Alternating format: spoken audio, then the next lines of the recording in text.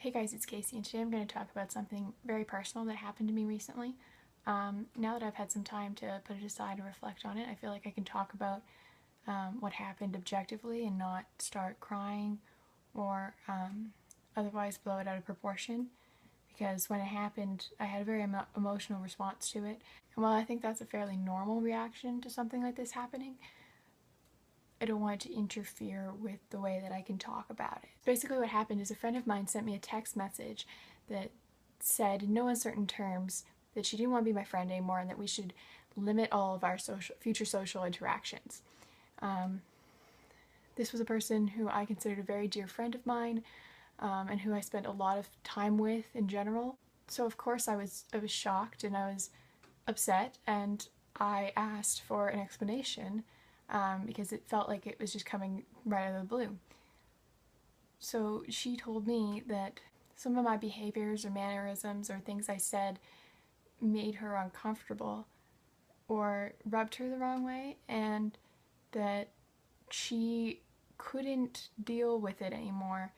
And of course, she never brought this up to me in person. She'd never said, hey, you know, that's not something I find appropriate.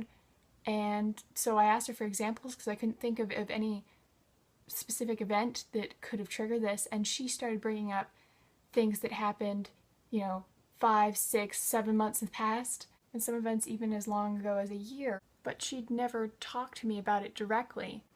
She even went so far as to say, I'm sure this isn't your fault. I mean, I know you can't help it.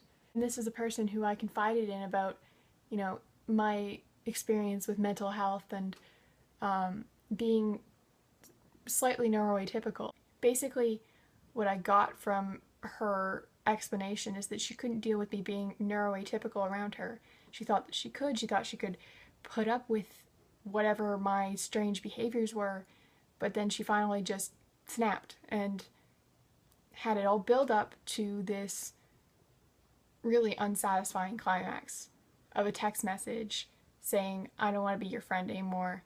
Let's not sit together in class. I promised myself I wouldn't get upset when I was talking about this, but I am.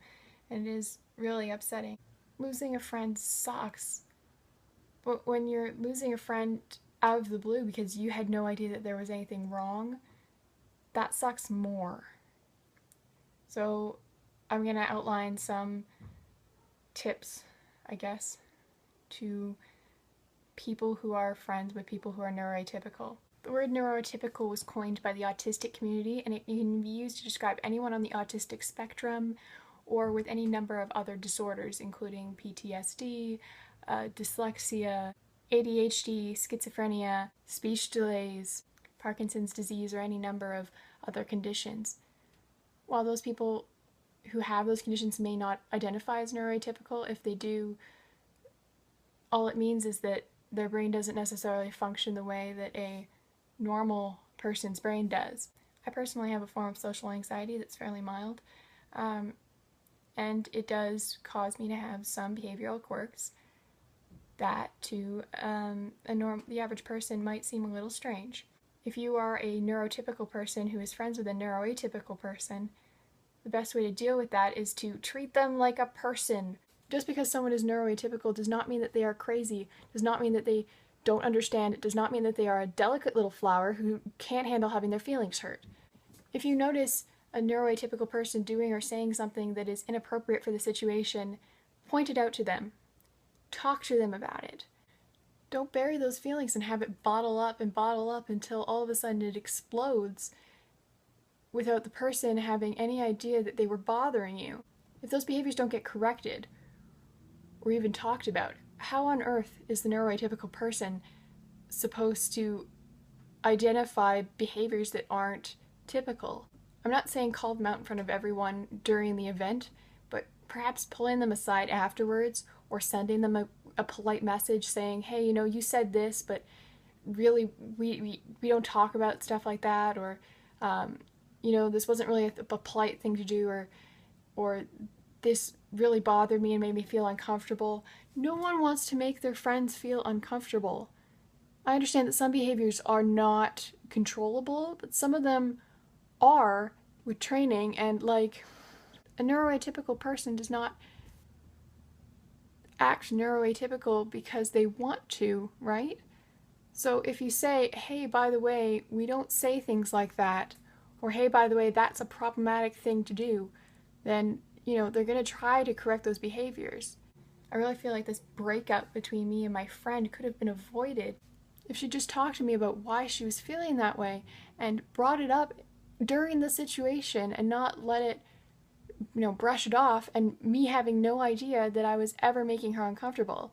So the bolt out of the blue when I received this message saying, hey, by the way, you make people uncomfortable and I don't want to be friends with the person who makes people uncomfortable. And yeah, it really hurt knowing that she'd been annoyed by me and putting up with me for all this time when I thought I had this great support system and a friend who really cared about me, and all of a sudden losing that was devastating. I started doubting all of my friendships, whether or not they were all based on this lie of putting up with me rather than enjoying being in my presence, all because one person shattered my confidence to be able to talk to people. This was a person I confided in about my issues, and all of a sudden she's saying, well, that's the basis for me terminating our social interactions. So basically all I'm saying with this video is you might think that you're being tolerant by not pointing out certain things, but maybe they don't know that what they're doing isn't appropriate, and if you talk to them about it, you could avoid a situation where everyone ends up feeling awful. It's not helpful to allow destructive behaviors, inappropriate mannerisms, that sort of thing to go on